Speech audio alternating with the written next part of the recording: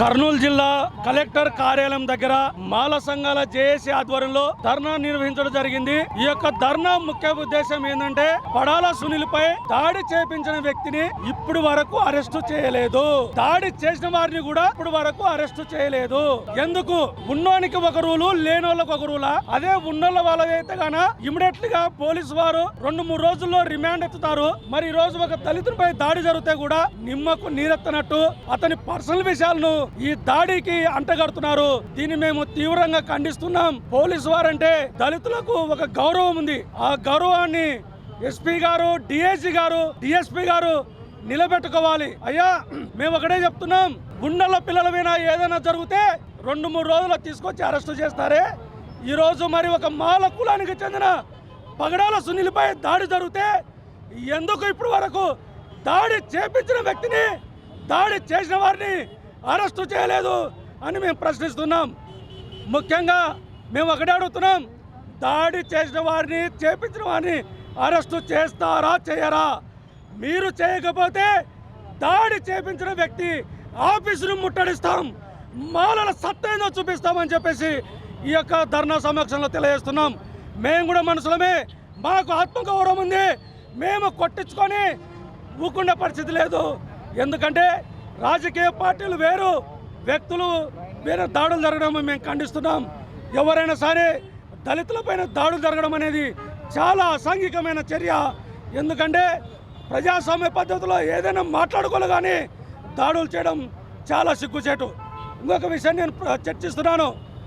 మేము పోరాటం చేస్తుంది మాల కులానికి చెందిన పగడాల సునీల్పై దాడి చేసిన వారిని అరెస్టు చేయమని అంటున్నాం.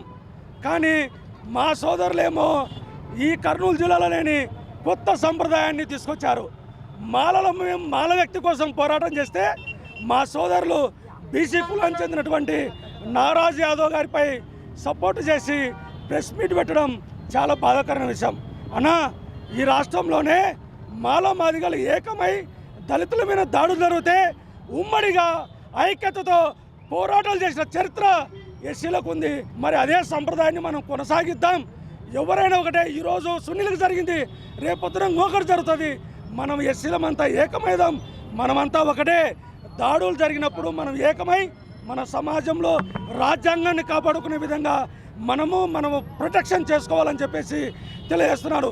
మాకు ఏ రాజకీయ పార్టీలు సపోర్ట్ లేకపోవచ్చు, మాకు ఉండే ఒకే ఒక శక్తి డాక్టర్ బాబాసాహెబ్ రచించిన భారత రాజ్యాంగంతోనే పోరాడతాం.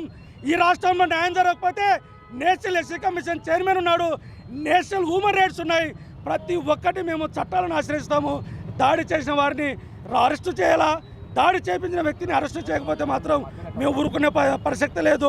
సునీల్ పగడాల అనే వ్యక్తిపై దాడి జరిగి రోజు న్యూస్లో వస్తుంది, రోజు పేపర్లో వస్తుంది, అందరు చూస్తున్నాము. రోజు జరిగినట్లనే, అంటే జరిగిన వ్యక్తి ఆయన దళితుడు కాబట్టి ఇంతవరకు ఎవరు యాక్షన్ తీసుకోలేదు. ఇదే చాలా సందర్భాల్లో కర్నూలులోనే చూసినాము. ఒక జర్నలిస్ట్ కానీ ఇంకొకరు కానీ, అది ఎవరైనా కావచ్చు, పెద్ద వ్యక్తుల గురించి ఒక చిన్న వీడియో రిలీజ్ చేస్తేనే వెంటనే పోయి అరెస్టులు చేసినారు, ఇండ్ల మీదకి పోయినారు పోలీసు వాళ్ళు. వేరే దూరం నుంచి చిన్న రాజకీయ నాయకుని దూషిస్తే పోయి విజయవాడ నుంచి, గుంటూరు నుంచి రిమాండ్లు చేసుకొని వస్తున్నారు. ఒక ఇప్పుడున్న రూలింగ్ గవర్నమెంట్లో ఉన్న కూటమి ప్రభుత్వంలో ఉన్న నాయకుల్ని, ఎమ్మెల్యేలని, ఎంపీలని ఎవరైనా ఒక ఫేస్బుక్లో కామెంట్ చేసినా, వాట్సాప్లో కామెంట్ చేసినా వెంటనే రిమాండ్లు. వాళ్ళు చేసిన పని ఒకటైతే దానికంటే ఎక్కువ సెక్షన్లు పెట్టి రిమాండ్ చేస్తున్నారు. మా చేతిలో చట్టం ఉందని చెప్పి ఆడుకుంటున్నారు. ఇది కరెక్ట్ కాదు. రాజ్యాంగాన్ని కానీ దుర్వినియోగం చేసినా, చట్టాన్ని దుర్వినియోగం చేసినా దాని ముందు అందరూ సమానులే. బాబాసాహెబ్ అంబేద్కర్ గారు ఇచ్చిన రాజ్యాంగానికి దాంట్లో సమాన హక్కులు ఉన్నాయి. ఎవరు ఎక్కువ కాదు, ఎవరు తక్కువ కాదు. నేను ఒకటే విషయం తెలియజేసేది ఏంటంటే, చట్టం అందరికి సమాన హక్కులు కలిగేసింది కాబట్టి వెంటనే సునీల్ పడాలపై ఎవరైతే దాడి చేసినారో ఈ ప్రభుత్వంలో సగం మందికి తెలుసు, పోలీసులకు కూడా తెలుసు. వారు దీన్ని తొందరగా ఛేదించి దీని వెనకాల ఎవరున్నారో వాళ్ళ మీద వెంటనే ఎఫ్ఐఆర్ చేయించి తగిన చర్యలు తీసుకోమని, కఠిన చర్యలు తీసుకోమని మేము కోరుకుంటున్నాం. నా పేరు బంగి సుధీర్, అడ్వకేట్.